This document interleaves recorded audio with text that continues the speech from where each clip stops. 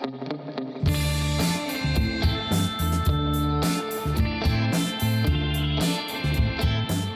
áfram höldum við í föstudagsþættinum á N4 og nú ætlum við aðeins að forvitnast súlur, björgunarsveitina Akureyri. Velkomin, Gulli búi, ertu ekki kallaðar Gunnlaugur Búi Ólafsson? Það alltaf formlegt, Gulli búi. Gulli búi, já.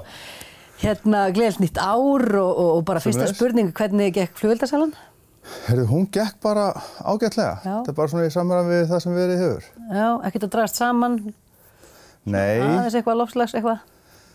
Sko, þessi umræða kemur náttúrulega alltaf upp, sérstaklega eftir áramót ef það er búið að vera kyrrt í Reykjavík.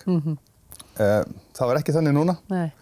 Þannig að þessi umræða var svo sem lágværari núna heldur nótt áður en við höfum ekki tekið eftir þessu sölunni hjá okkur, sko. Nei, fólk alveg að senda upp flugvelda. Já.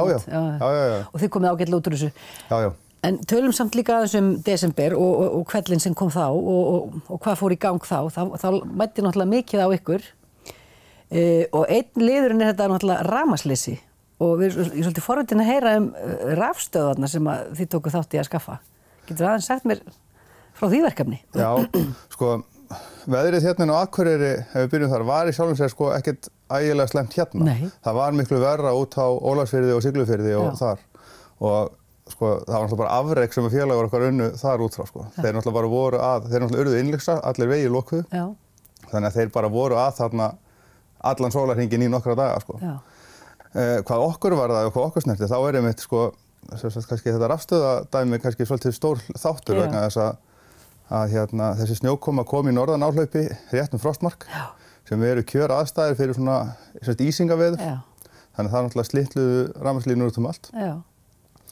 Og það svona kom í okkar hlut ásamt lögreglunni að svona reyna að bjarga því sem að bjarga varðandi þá sem sagt fjarskiptamál, talstöðvar og síma og slíkt.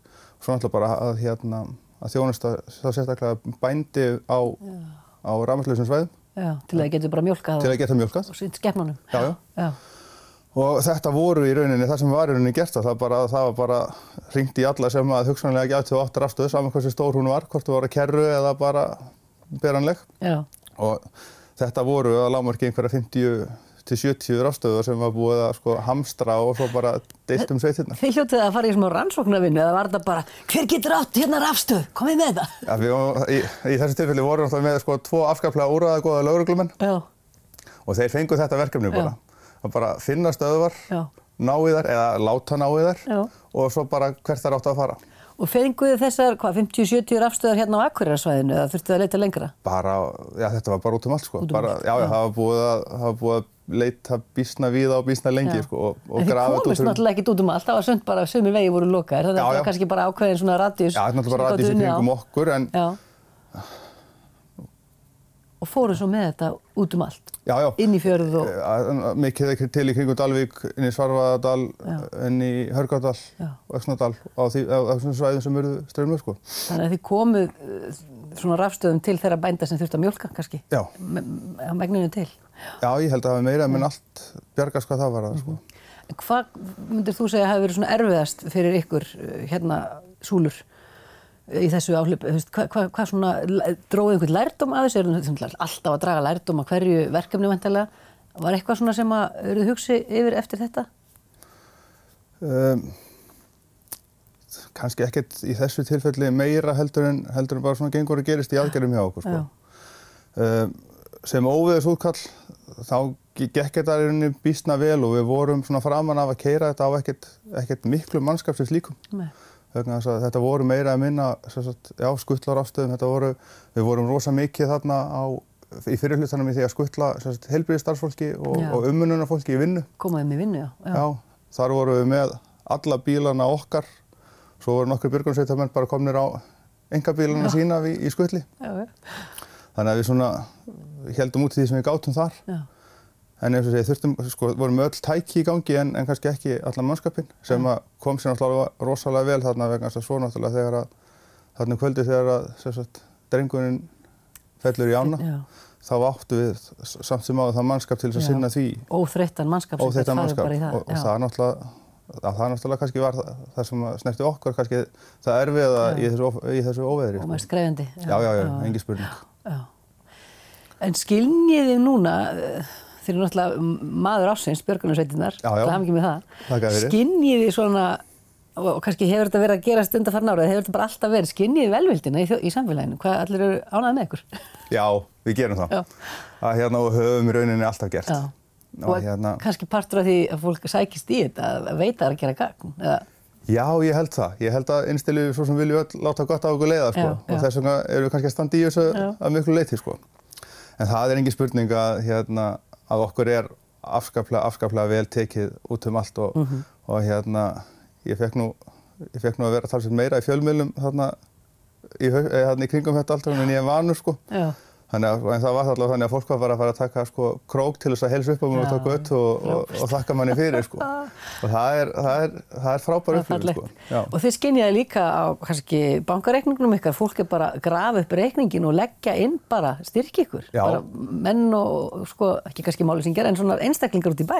Já, það hefur verið bara talsvert það að fórum að skoða náttúrulega eins og við gerum þegar við erum að halda utan á fjármálinu. Þá allt í einu fórum við bara að sjá alls konar nöfn og það var 1000 kall hérna og 10 kall þarna og bara alls konar upphæðir og frá fullt af fólki og bæði fólk og fyrirtæki og ég meina, við erum búin að vera að fá frá góðgerðarsamtökum, við erum búin að fá frá fyrirtækjum, einstaklingum, þannig að það er frábært. Það er greinilegt að fólk hugsar vel til okkar. Já.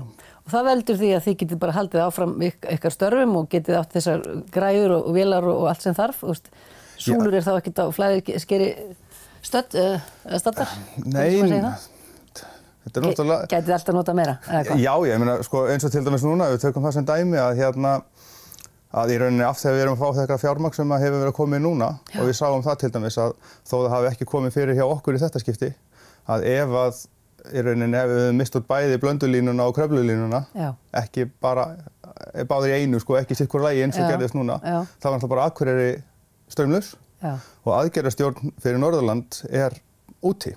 Já. Þannig að við ákveðum að nýta tækifærið núna út af þessu fjármagni sem er streyminn og við ætlum að leggja í framkvæmd sem kostar 3-5 milljónir að byggja bara upp varaafl á húsið okkar þannig að við getum keyrt það í straumleysi. Þannig þar getur verið stjórnstöð sama þótt að Akureyri öll sé rafmagnslaus, þá getið þið haldið ykkar. Þá getið við haldið okkar.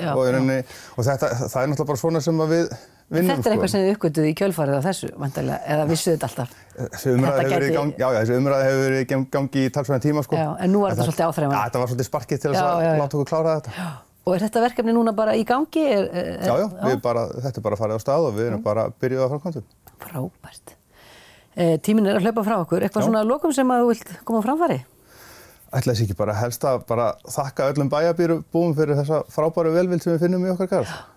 Já, þið komið hér með til skila. Takk kærlega fyrir komin og gangi ykkur svakalega vel að koma ykkur upp, hvað segir maður, rafstöð? Vararafstöð, já, og í öllum ykkar störfum. Takk fyrir það. Takk. Er það ekki? Time's up!